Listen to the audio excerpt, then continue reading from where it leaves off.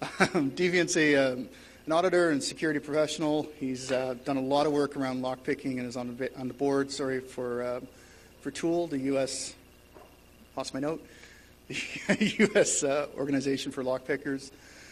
He's here today, like I said, to talk about the elevator hacking, and I've seen this talk a couple times myself. It's very entertaining, very informational. So please, big hand for Deviant.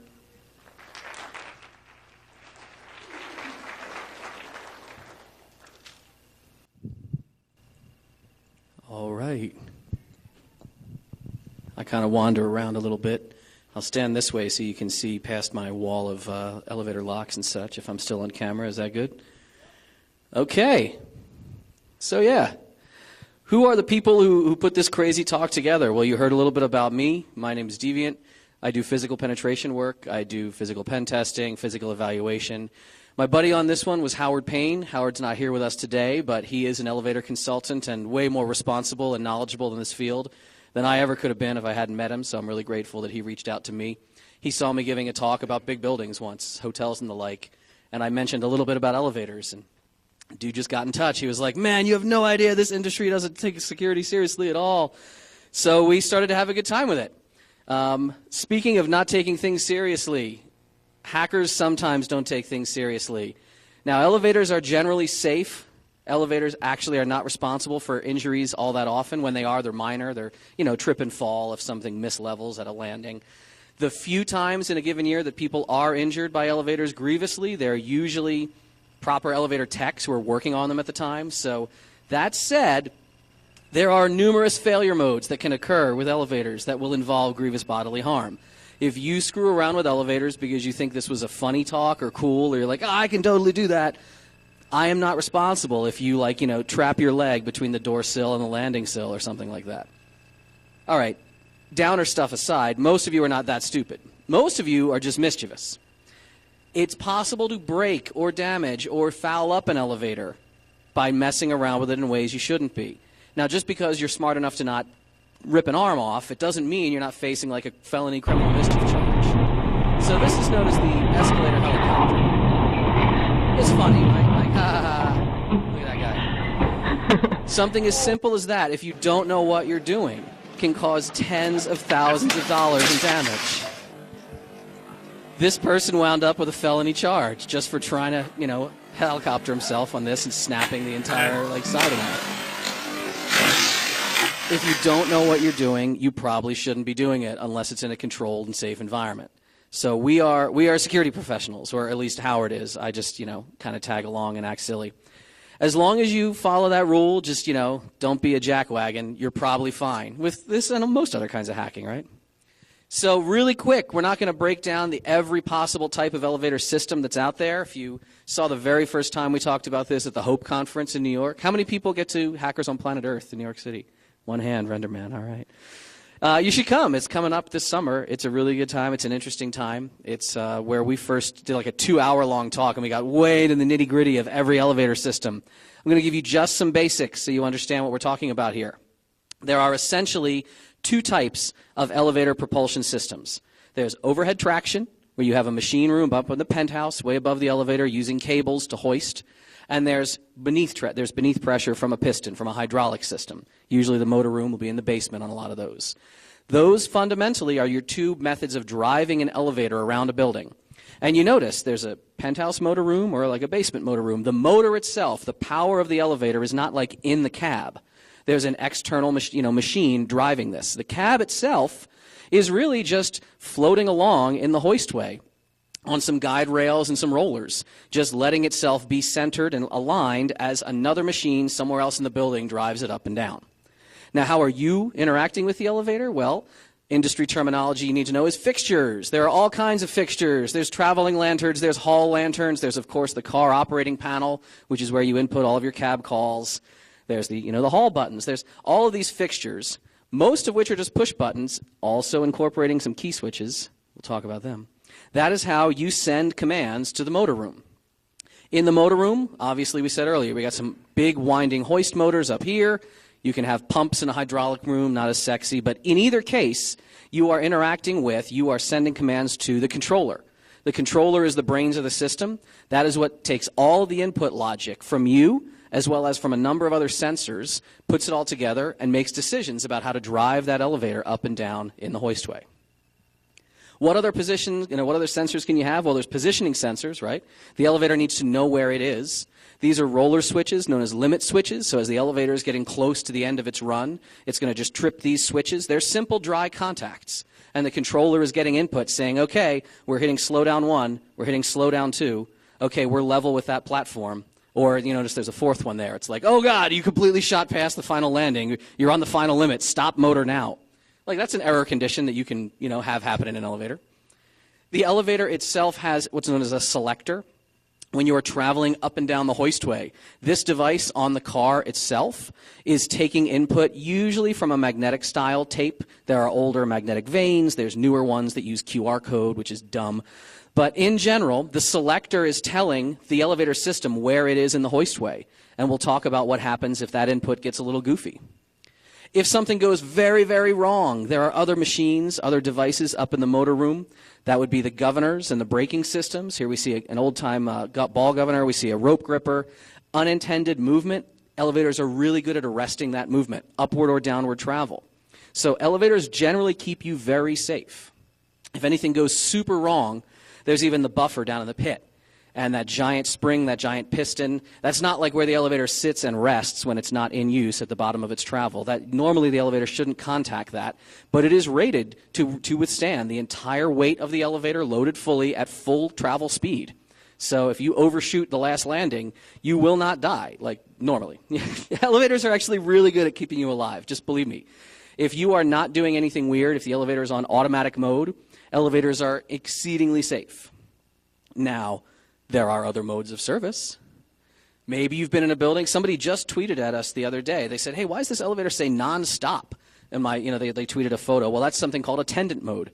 There are different levels of permission you can get in an elevator's cab if you know how to unlock certain modes. Mostly it involves just flipping switches, key switches or manual switches. So attendant service, if you have someone in an elevator operating it for like a hotel, they can decide, boy, this elevator is full of people. We probably shouldn't be collecting more calls further up this. Let me reverse direction, go down to the lobby, get these people out of here.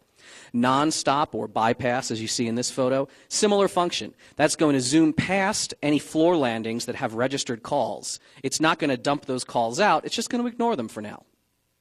Also, if you want to ignore other landing calls, so I'm not advocating you do this, right? I'm like, hey, this elevator is really crowded. Let's get down to the lobby. Hey, check it out, a switch. Let's flip it. I mean, yeah, this is what happens on attendant service mode. It's also what happens if you have a special key. Some buildings are designed to not need an attendant in the cab, but to give big shot people this kind of power, to just run the elevator without collecting other demand in the building. That's called executive service or sometimes VIP service.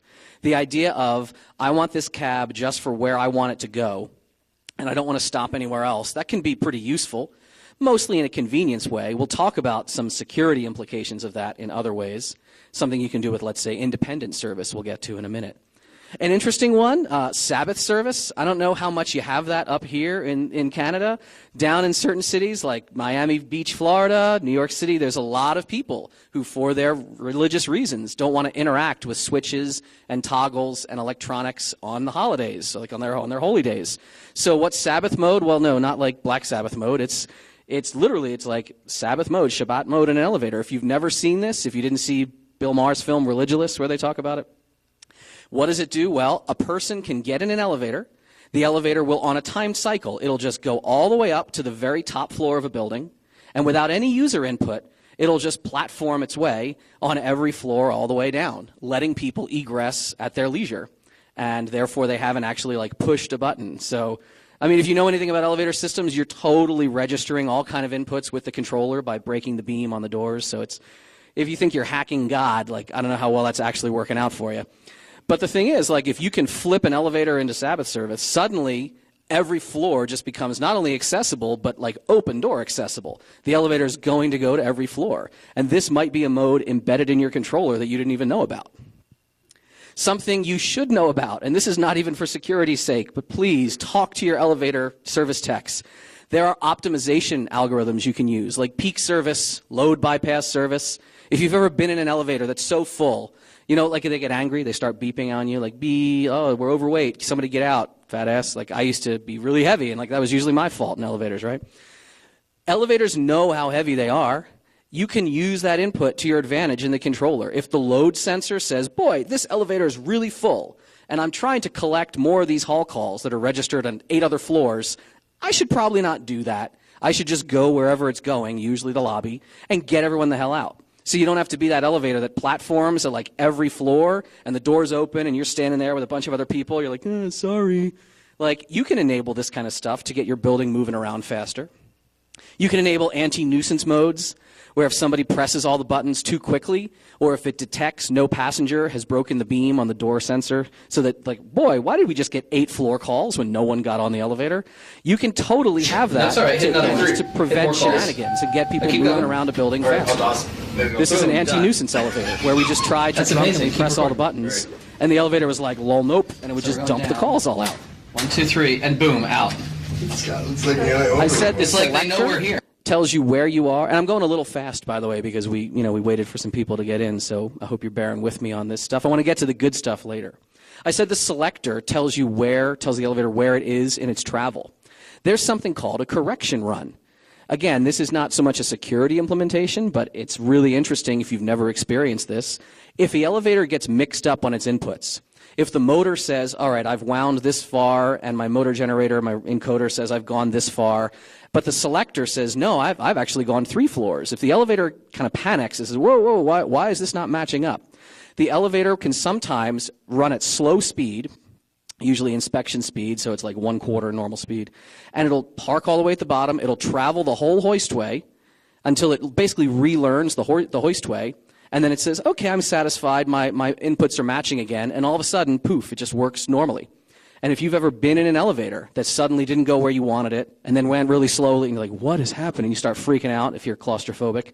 It's probably just a correction run. You should report that to the building management if that happens. There's something went wrong, but the elevator tried to self-soothe, and there you go. What about like these kind of buttons? Oh, what's halfway in between floors or something? Well, no, there's all kind of odd quirks in the elevator industry. If you add floors, if you have rear doors, if a split-level building is platforming at half floors, there's a lot of strange stuff you'll see, especially on the badges on the car operating panel.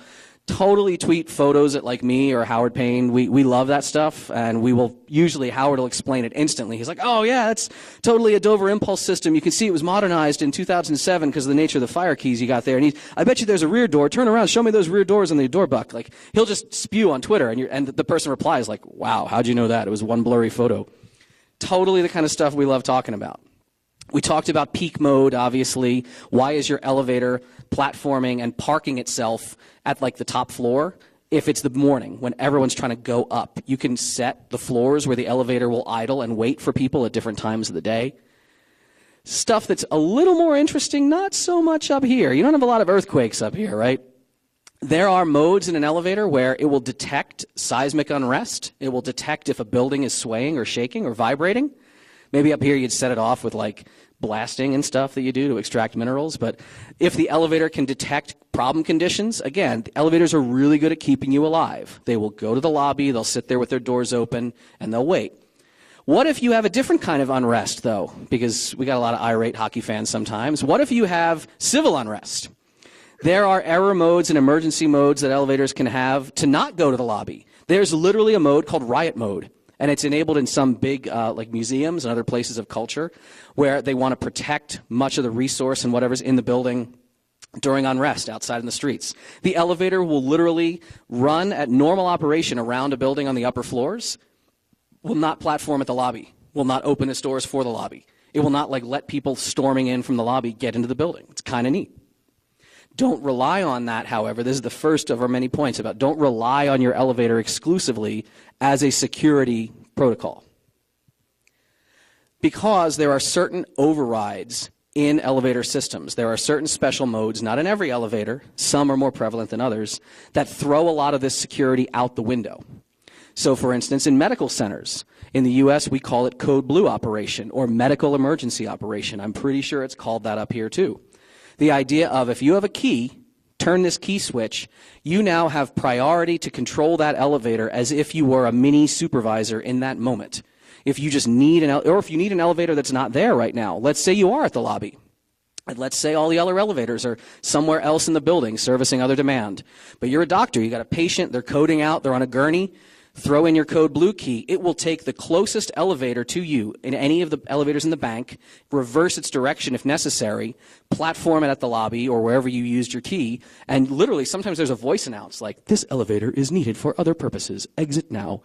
And just kick everyone out of the elevator, and then it's your elevator. Now imagine if there's a building with riot mode enabled because something happened, and the people are running through the lobby, tearing it up. What if somebody has a priority service key? Does it allow, which they're not super restricted, right? Does it allow somebody to suddenly call your elevator that you thought couldn't go to the lobby? I don't know. I don't know how your elevator controller is configured. It's however somebody set it up, stacking those priority requests. There are interesting security blockages that some buildings try to use. For instance, baby theft mode. If the little baby LoJack that most hospitals use now sets off an alarm because somebody moved a baby without authorization, it's supposed to lock certain doors. It's supposed to set off an alarm. It's supposed to lock the elevators. I don't know if you can override your elevator if it's in baby theft mode if somebody has, let's say, an independent key, which we'll talk about in a minute. Security recall is another very similar feature. This is manually activated, not by a little sensor like an RFID, but somebody can literally say, click this elevator, stop it from going to this floor. Or, hey, I think there's somebody suspicious who just got on elevator 6. Bring it to this floor immediately and sit there with the doors open so we can arrest him. Is your security recall going to behave like a man trap? Or is it going to get overridden if somebody else has other keys to other special modes? What do we use as pen testers? What do we do on jobs to override and throw a lot of security out the window? Well, 2 or 3 things, basically. One of them I strongly recommend you look into if you're checking your security in your own building. Independent service. It is far and away one of the most common special modes. It's built into most elevators. Even if you don't see a key switch or a toggle switch, it might be there behind a hidden panel. Independent service. Here we see just manual toggle switches for independent service. It basically gives you local admin rights on that elevator. Now, if there are card readers enabled, if there are security lockouts on certain floors, any number of conditions that are supposed to prevent you from moving around a building, most of the time I've flipped independent service on an elevator, it has thrown those out. The other fun thing, it also ignores all the hall demand. So if I'm in an elevator and I flip it to independent, not only can I usually go to any floor, even ones I wasn't supposed to, but it'll sit there with its doors shut until I tell it, open the doors. I've hidden in elevators for hours in jobs where we kind of saunter our way in during the day. Nobody notices. Nobody's checking badges. I've just taken an elevator, turned it to independent, sat there for 4 hours, texting my friends and catching up on Twitter, waiting till the team outside is like, hey, it looks like everyone's gone home for the day, Dave. So I'll drive the elevator down to the lobby. I'll just open the door and let everyone in. And it's the perfect hiding place because, if you have a building and the bank of elevators is 8 wide, no one is ever going to lunch and be like, oh, yeah, I want to get some Timbits. All right, man. Hey, have you noticed elevator 5 hasn't been responding all day? Suspicious. Nobody says that. You just get on the first elevator that gets there. And I'm snickering away. One time I rolled a chair into the elevator to have somewhere to sit. I was like, oh, this chair's broken. Got to take it downstairs. It's a perfect hidey hole that most buildings have, and you might not realize that.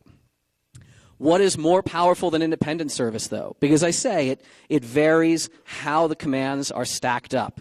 Maybe a certain floor cutout is still enabled, even if you flip independent, because it has to. Usually not. Usually independent throws all that out. Guaranteed to almost always throw out all your security is fire service mode.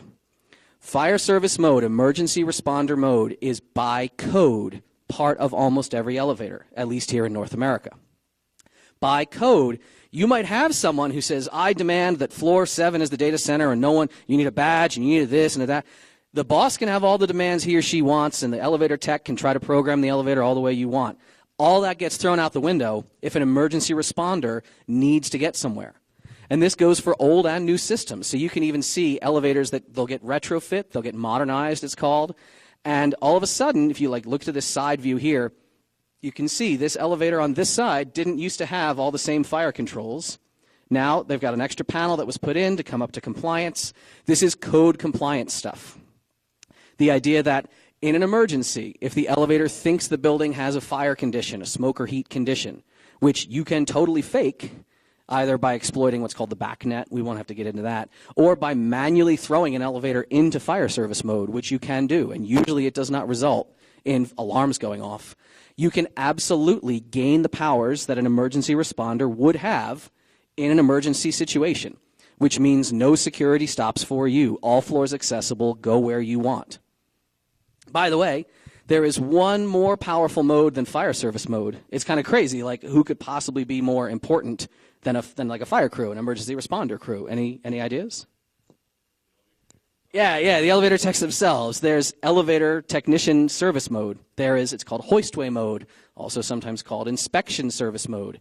And it is exactly that. It is for getting into the hoistway and moving around in the hoistway to either inspect things, service things, adjust things, you name it.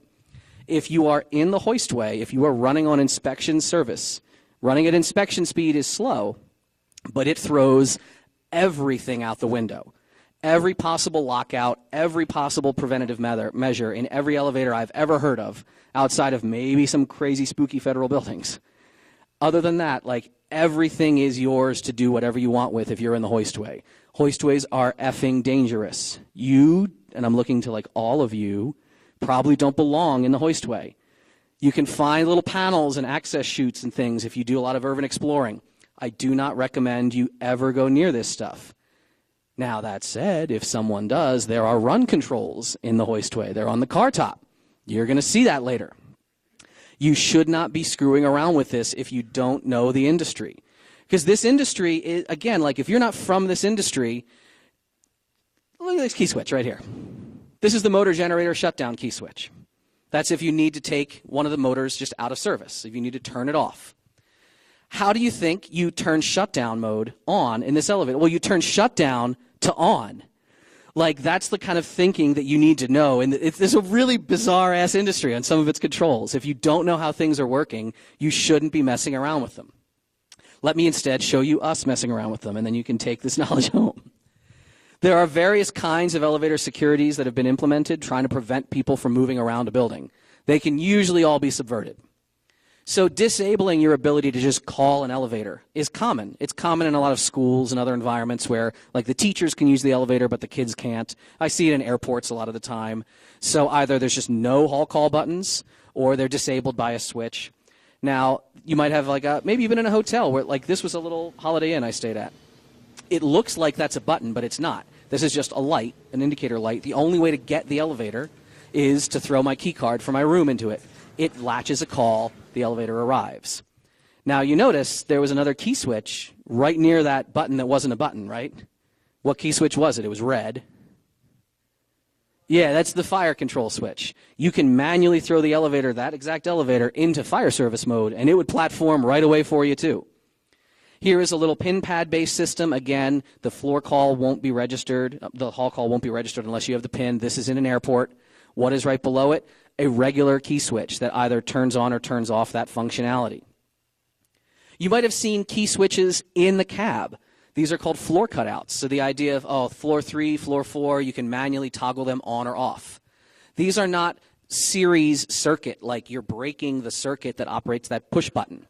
Remember, if a fire responder gets in the elevator, they don't have time to figure out which floors are unlocked and locked and like mess with 18 keys. This is all logic gates. And just because the logic gate is closed by one switch, the button still works. The controller is either ignoring it or allowing it based on what you are doing and what special mode you're in. Independent mode usually throws all these out the window. Fire service mode always throws all these out the window. The most typical elevator restriction you'll usually see involves keycard systems, right? So like big hotels, posh hotels where you can't get up to, I think the hotel I'm staying at, you and I are at we're at the Fairfield. And we need our little CABA RFID key to get up to our floors. There's absolutely ways around that if the elevator is running in special modes of operation. Think of physically securing your elevator as literally something you would have to do like this. Like, this is from a corrections environment. And this is the only thing I would consider a very secured elevator. The idea of caging off the elevator. Why am I, like, that's a goofy looking photo, right? And it's a photo in our slide deck because Howard was there investigating an accident. Somebody actually stepped off the elevator, and I think the hoistway doors closed, like, and then they were pinned in like this 1 foot space, and they couldn't go anywhere because they forgot that, you know, that I don't know what the hell they were doing. Maybe they were trying to escape. But anyway, you can sue anybody in my freaking country, so there they were taking photos of this. But why am I saying this is like securing your elevator? Well, think of your elevators as just a giant open stairway in your building and not lockable. And what you're about to see in the next few slides should hopefully reinforce that. The idea of my elevator is providing me security is something that you really want to wipe out of your brain. And while you don't need to make like a cage around your elevator, that stairwell analogy is valid. And if you want a really secure environment, like vestibuling off the elevator landing area, the elevator lobby landing, like that's your best course of action for really secure floors. So how can we subvert just about everything we just talked about there? Well, when there's no hall call buttons, this is a funny little video from a school. Did we see what happened there? Let's watch that video again. All right. What the hell? Person, did anybody see what they did? Shout it out. Yeah, they stuck an envelope or a paper through the door. They tripped the door sensor. The door sensor, which will not work all the time, right? But the elevator happened to be platformed at that floor, and they just tricked the door sensor into popping open because it's like, oh, so there's an obstruction in the doorway. Let me open my doors. That completely works in a lot of environments. Is this me recommending that you just stick stuff randomly through closed hoistway doors? No, you misinterpreted me, sir. No, don't do that. The key cards are super common in a lot of buildings, right? So key card systems allowing you access. Never discount the possibility that there might be a little locked panel. And let's see, here we've got, all right, I can register a call to 7, but I think the top floors in this building were more locked out. So let's try, let's say 33. Yeah, can't get up there. That's a badge reader right there. But what's below the badge reader? Well, there's a little panel and literally a switch that says card reader off. Yay! Card reader no longer necessary. And you can even flip the switch back and re-enable that mode. I've already latched the call. You can tell this is an Otis elevator. It's actually an Otis Series 7 elevator. So that would be a BGM 30 key that's on that locked panel. Why do I know this kind of stuff? Well, because most elevators have default keying on all of their fixtures. They come from the factory, keyed a certain way. That's name brands, off brands, third-party market brands, like aftermarket brands. If you've never checked this stuff out, and a lot of people in the industry don't even realize that, it's completely possible that you might have default keys for your building. It's like not changing your passwords on a router that you installed in your building. So yeah, we're just, riding all the way up to the top floor, getting some free whatever snacks or liquor was at this crazy bar in I guess this was in Hawaii somewhere. So yeah, literally, card reader on off totally exists as a thing in a lot of card reader based elevators. Here it is in another elevator. This is in Las Vegas, where you'd think security is a serious thing. Here's more toggle switches in other elevators. These little switches, which are sometimes behind locked panels, sometimes behind hidden panels, if you can get to them, there are a lot of ways of triggering other modes of operation. Interestingly enough, and you'll start to see this in some of the pictures, people in the elevator industry often don't realize that these keys are repeating themselves. You'll sometimes even see, like Howard calls this, elevator graffiti. When elevator techs will be like, oh, the run stop is Kone 1 and the independent is Kone 4. It looks like fire service mode, phase 1 and 2 is that's an innovations key switch, EX515. So people are scratching down notes to themselves, which keys work where.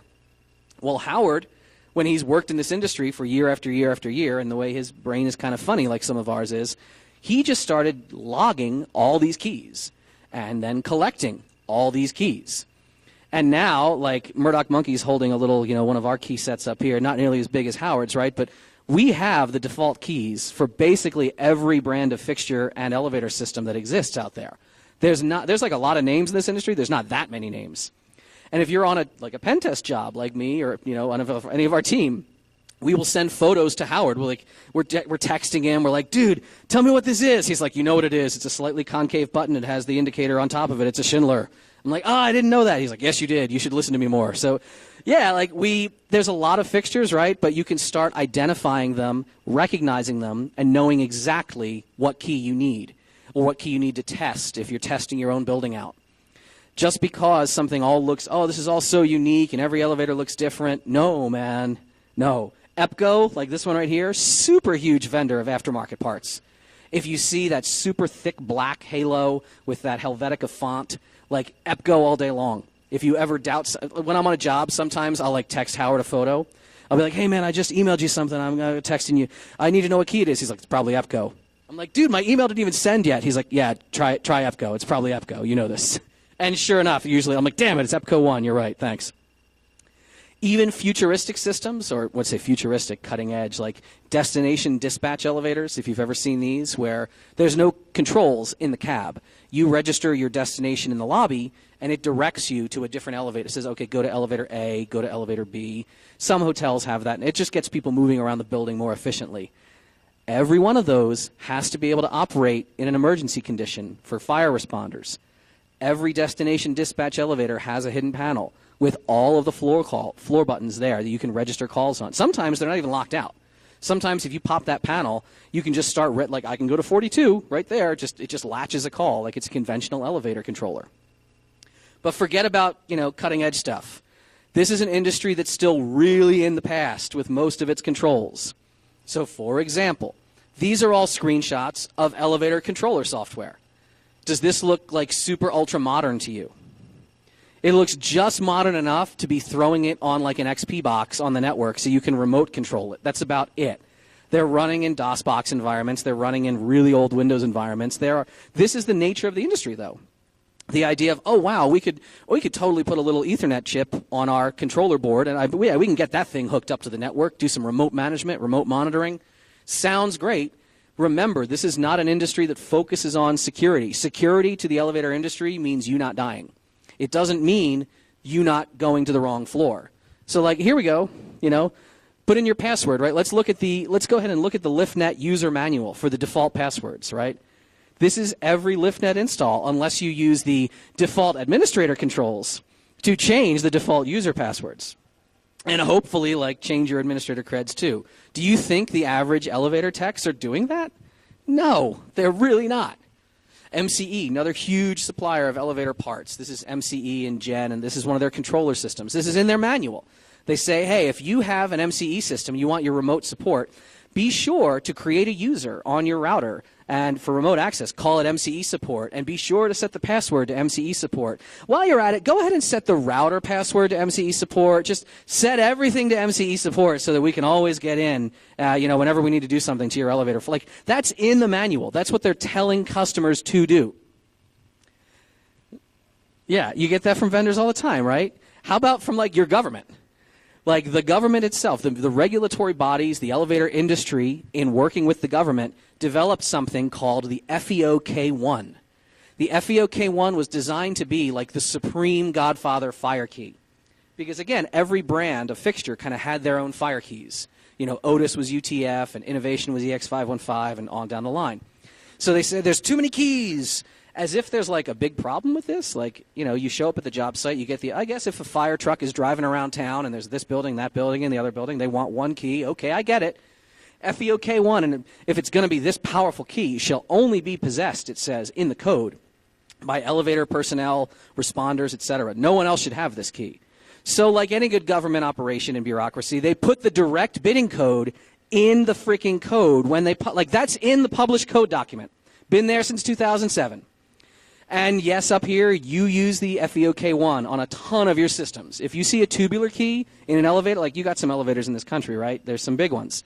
It's probably FEOK1. If you're not sure of it, I'm going to give you a better than 50% chance. All the ones that I've allegedly heard somebody test totally were FEOK1. But just bear in mind, it's all naked on the inside too, right? So the car panel, you're just clicking dry contacts together.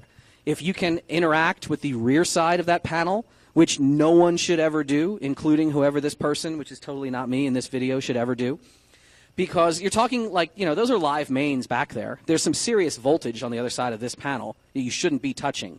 But let's say you have a situation like this where The swing panel was not really secured. Somebody may have just popped that with a knife blade. Now, you can't register a floor call to, like, I think the top floor of the building here, floor 12. We want to see floor 12. Well, there's independent service mode. And if you don't have the key for that key switch, well, again, it's just contacts. You can pull those apart, and barehanded like an ass face, drunk, somebody might just push those two contacts together. Now independent service mode is enabled. Now you can go ahead and register and latch a call onto floor 12. And because you're in independent mode, you have to manually like drive the doors shut or open and whatever you want to do. Completely janky and hokey, right? Absolutely valid on a pen test. You want to get somewhere, you don't want to be in a building. Why look for stairwells that are unlocked or weird back? Like I go up the fire exit, somebody once said to me. I was like, yeah, I'm going to look for the elevators. The first thing I always look for. Because half the time, it's going to take me where I want to go, and I don't even have to use my legs all that much. So there we are. Now we're just, reconnecting everything back up. That's completely what we do as pen testers in buildings. Inside of a target facility, if I can find an elevator, I can usually leverage that elevator. How do we do it? Most of the time, it's way cleaner than that ugly video. Most of the time, it's, key switches. If we get the keys, which most of the time we can find the keys correctly because they're not changed, they're default keys, we can do stuff like this. Here was an example target where we used fire service. The front of the building had a security lobby. It had a guard. It had, please sign in. Are you on the list? And we thought we might be able to bluff by them. If you ever seen a good social engineering talk, like good stuff, right? We said, all right, well, they seem to be. We're looking at them through the lobby like glass. We're like, yeah, they're looking pretty tight in there. I don't know if we can just breeze our way in. Let's walk around the building a little bit. Around the back of the building, though, there was an entrance. It was on the parking deck, which already they thought no one could get to because you needed a badge for the company to get the gate arm to, let you up the ramp. Yeah, we walked up the ramp. Completely blew the client's mind. They're like, how did you get to that back door? I was like, I have legs. I went up the ramp. I walked up the ramp. So from the back parking deck, we went in the back door, which you'll see was locked, but it wasn't locked. And then there was an elevator. And this elevator, we could call it at the lobby, but we couldn't go anywhere because we needed a badge. Or not. And as you'll see, we shot a little bit of footage, and the client was so effing stunned that they pulled security camera footage. They said, you can't take that elevator. You got in the building a different way. Pull that footage. Literally, the client thought we were lying. Here's some footage of us. So we're on the back parking deck. The door is locked, but it's not locked well. That's a whole other talk. So now we can call the elevator. And now things are going to happen very quickly with multiple sets of keys that are kind of out of spec. Ready? On. Phase 1, phase 2. So now that elevator jewel is lit. This elevator is running on fire service right now with no keys in the ground floor landing key switch, which is not normal. But we can drive it up to whatever floor we want to go to. It will platform at whatever floor we tell it to. And then if we manually drive those doors open, we can hop out on whatever floor we want to. And the culture of this building is such that once you were upstairs, nobody questioned you. You must have come through that security desk. So you were just presumed good. We just walked around all day for a couple of keys that almost anybody can get. You shouldn't be able to get these keys. This was in New York City, however. So in New York City, there's this infamous key, right? This 2642 key, which everybody freaked out when a newspaper printed pictures of it. I'll print a giant-ass picture right here for you.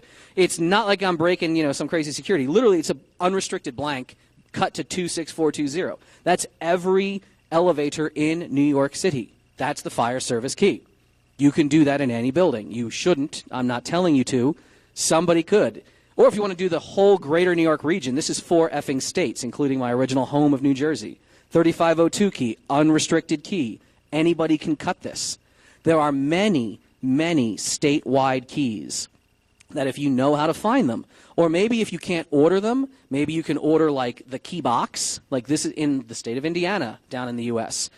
Every building can have its own fire key, but you have to use the Indiana key box.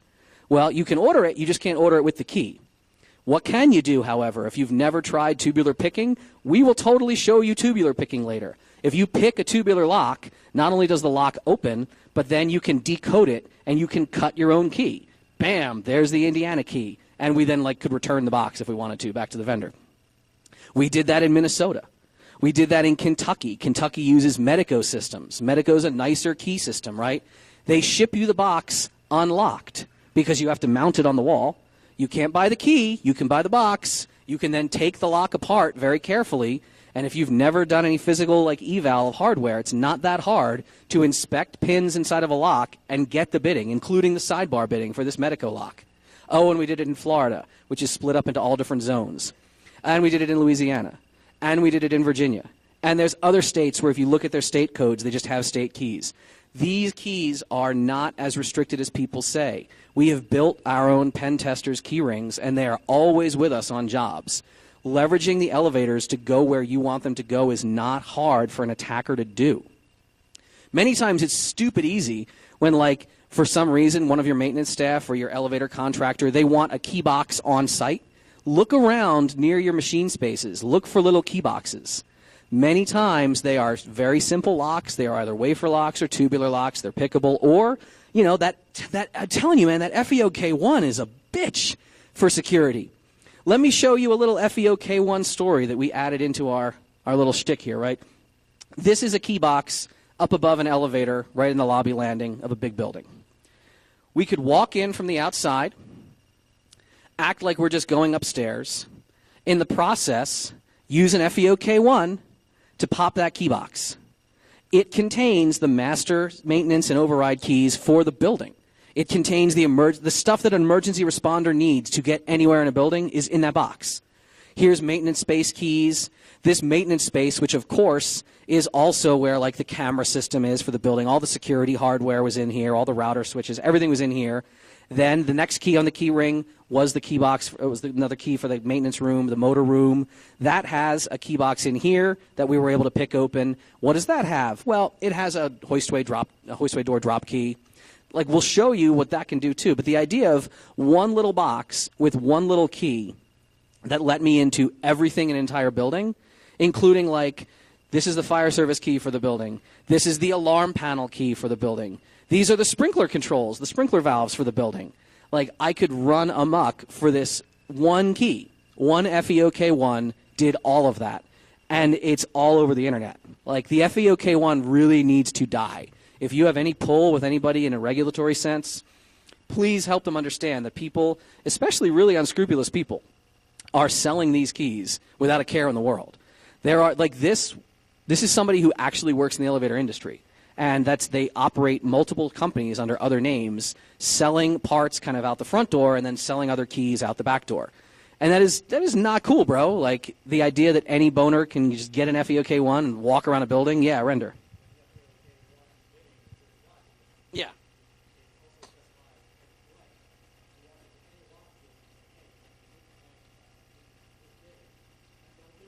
Yeah, render's saying that if you know the spec, you don't even have to buy something off eBay. You can walk to a locksmith who can code cut keys.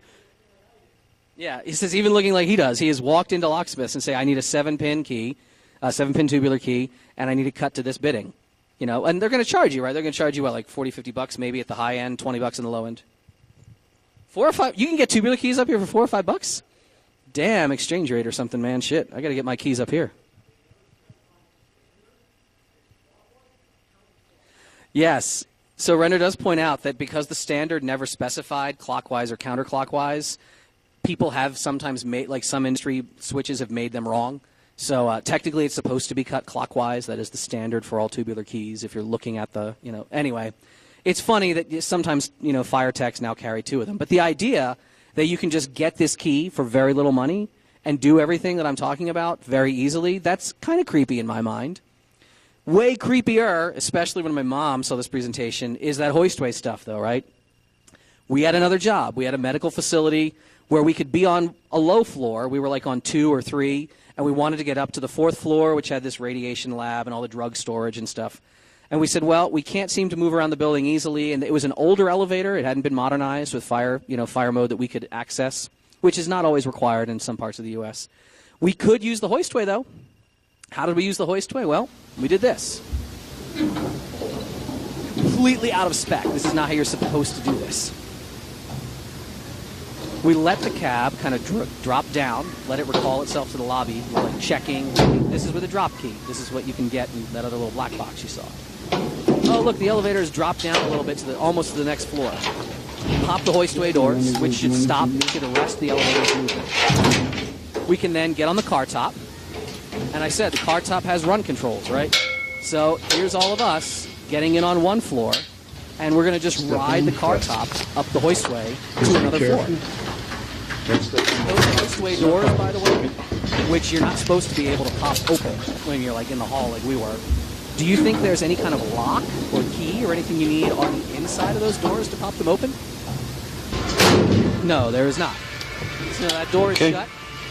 Elevator is back on power. Going up. Going up. We can drive it from the run control box on the car top. We can drive it down, or we can drive it up. Going down. And then up.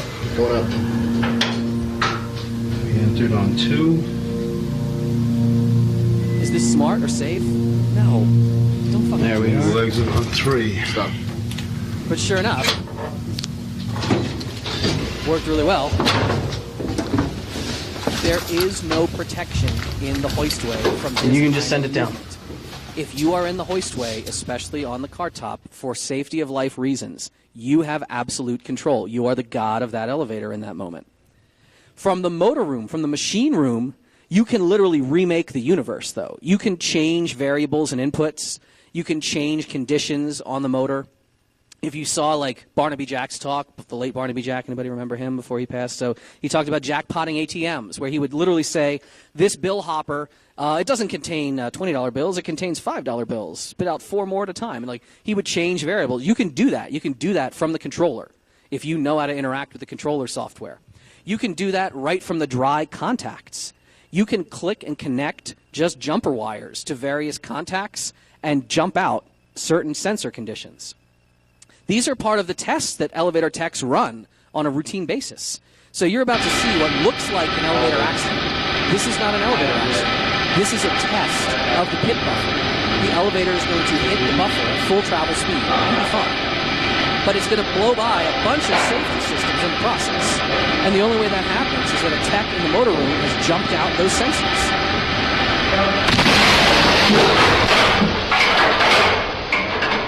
That happens regularly in elevators to be tested for how well they can absorb error conditions. That's something that elevator techs get to just do with like test weights that they have to lug and put in the cabs. Do not do this if you don't know what you're doing. Messing around in the motor room, these are live things. These are high, there's current going through these wires. Kind of clamped in there. You don't know what you're doing. You will shock yourself. Spare wire. Let me Not see like, show oh, you here. shock, surprise, but like... And I took the 3 out, like this and guy I ran shocks one wire, spare wire. As you can see, let's see if it... Jesus, what the hell was that? Yeah, just be careful. You should. This is more in the you shouldn't be doing this evidence side of things. There was an elevator accident that was investigated by Howard and his team, and what you're seeing here is a clip from a video. Like, you'll see when an elevator was jumpered incorrectly, when the safeties were not interlocking correctly, the elevator was running without the door being fully closed yet. And this ultimately, whoop, that ain't no good. And that caused a pretty grievous injury. Thank God it was in a hospital. The woman was saved, but she was... It was bad, dude. It was bad. It was ugly. So if you don't know what's going on in your motor room, if people are getting into your motor room, they shouldn't be up there. We'll show you a little bit about that later. Really quick, I don't want to go too far over on time. We've got some more slides, but any like old school phone freak hackers, there's phones in a lot of elevators, usually by code.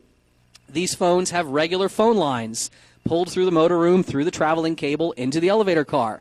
If you can get to that phone line, there's a lot you can do. Like, we always travel with some little, we used to have linemen's butt packs, but they were big, little handset. Like, this little, tiny, it's like it's a phone that fits in the palm of your hand. Keep one of these around. Getting to that phone line, you could do interesting stuff, making calls from within the building, making calls out of the building.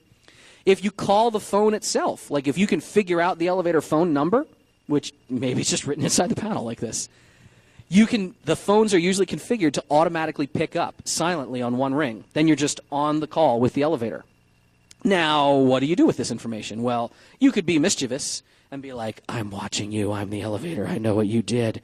Like, you can try to make people think they're crazy, I guess. That's fun in its own right. Or you could just call up an elevator and not say anything at all. Just listen. People use elevators like refuge, secluded spaces where they have very private conversations. And in very big cities, when government officials are in town for like, G8 summits and stuff, you are not going to be too surprised, I bet, if I tell you that the phone company has specialists come in and they're like, all right, why is there activity on this line? All right, what's that line doing? That's not an elevator.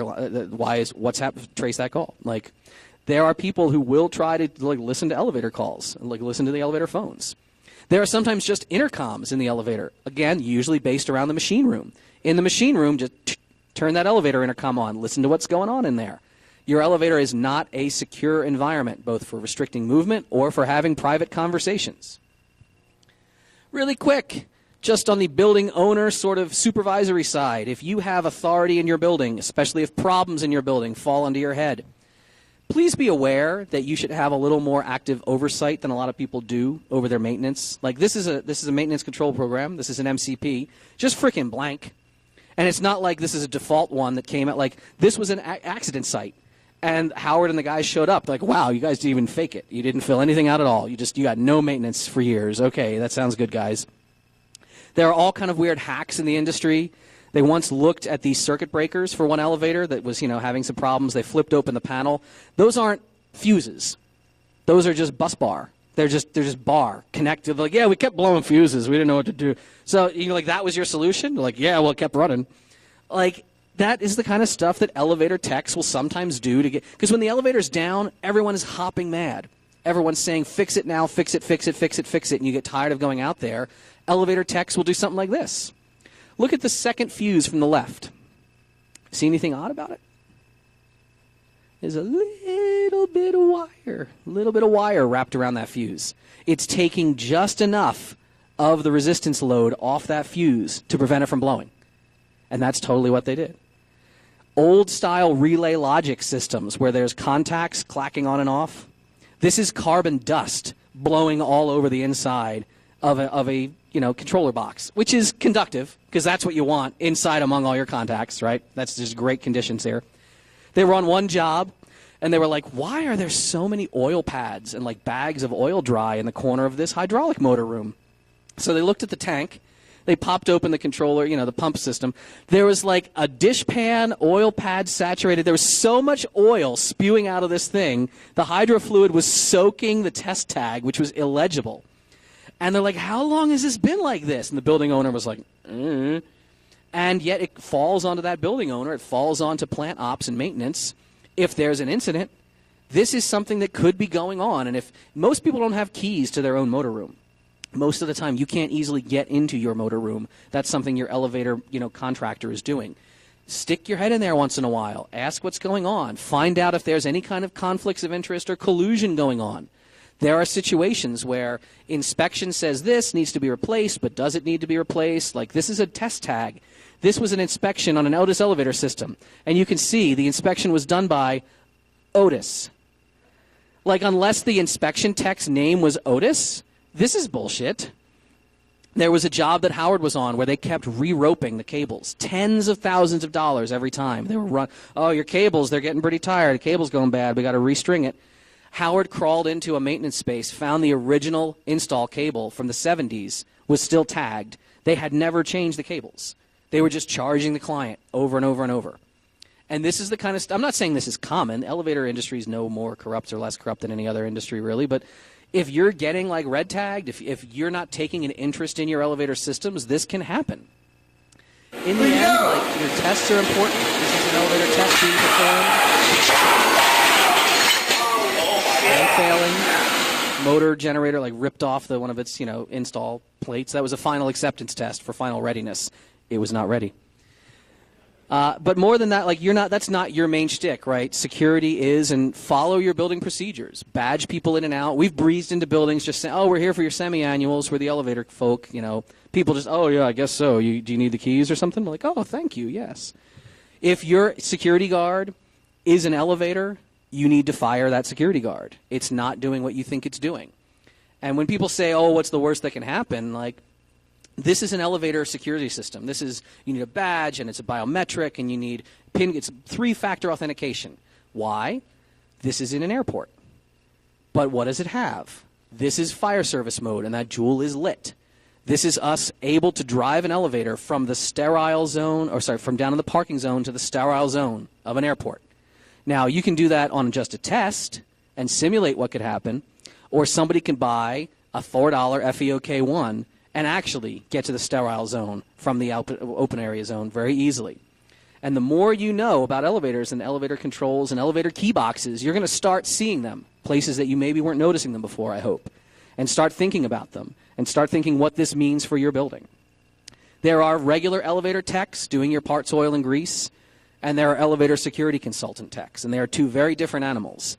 Just because your installer or your tech says, oh, yeah, an elevator can never go up without a badge, that's what they might think. That's probably not reality. Talk to someone who knows. And if you're in that crowd where you're like, I really don't want my elevator on the internet, but I love the idea of remote monitoring, there are ways to do that. Like, you don't need to set default passwords like manager and technician and just call it good and kick it down the road. There are third-party add-on systems that will give you non-Ethernet-based connectivity to your dry contacts for monitoring things like what mode is my elevator in, why is it running in this condition. You can do that talking to the right people. Final tips, then I'm going to get out of the way and we'll get us back on schedule. If you are ever stuck in an elevator or someone you know is stuck in an elevator, first of all, don't panic. Remember, elevators are very safe. They are not likely to cause you harm. You're not going to run out of air. You're just going to have a story to tell. Now, there's some things you can try. If the main lights are off, if only the emergency light is on, you got bigger problems. You're pretty much not getting out of that elevator until it gets power, maybe even emergency power, which a lot of elevators have. If the main lights are on, though, try to press door open. A lot of people, if the elevator errored out or didn't latch a call or doesn't know where it's going, the door operator might work just fine. Press door open. Or press door close and then press door open to recycle the door operator. Reset it, try it out, maybe it opens. Place calls to other floors. Place lobby calls. There may be a condition where it's expecting a badge input of some kind, or you don't know. You don't know what could have gone wrong, but try all the other floors. Just because one floor isn't working, others might. Make sure you are badged in. If you have any kind of credential, keep trying it for every single floor. If you're authorized, start trying those key switches, man. If I'm in an elevator and it's not working, after 5-10 minutes, I'm not waiting around for someone to maybe answer that phone. Hey, let's see what these switches do. Independent. Get us moving. Get us out of here. And lastly, verify the cab doors are closed. You don't ever reach through the cab doors, but if you can just put the flat of your hand on the door, see if it has any movement, try to make sure it's fully closed and interlocked. That will sometimes be causing the error in a really badly maintained elevator. Now, if nothing else works, yeah, go ahead, call for help with your phone, with the e-phone, whatever you need to do. Things to never do. Never go through the top hatch. It's very popular in TV and film. It doesn't get you anywhere you need to be. Now you're just on top of a dark, filthy elevator, and if the power's out, you're still not getting it anywhere. I would not recommend this. Never exit a misleveled car. A badly misleveled car, if you have to jump, that is too far. If you can step out of a misleveled car, you're fine. Unintended movement is how people get pinched. This is how really bad things happen. This is a maintenance janitor or something letting people out of a stuck elevator that he's wedged the doors open with like a bench. I mean, these people, whatever, maybe they were in there for a while. Looks like a lot of them were in there and they got tired and they get hot and they want to get out. I would look right at this guy and be like, wow, fuck a bunch of you, buddy. I'm waiting for proper people. Proper people, emergency responders, elevator techs, those are who you were speaking to when you were getting out of a badly misleveled car. Keep all that in mind. Stay safe. The safest place is usually in the elevator itself. Thank you for listening. I hope you learned something, and I appreciate being here.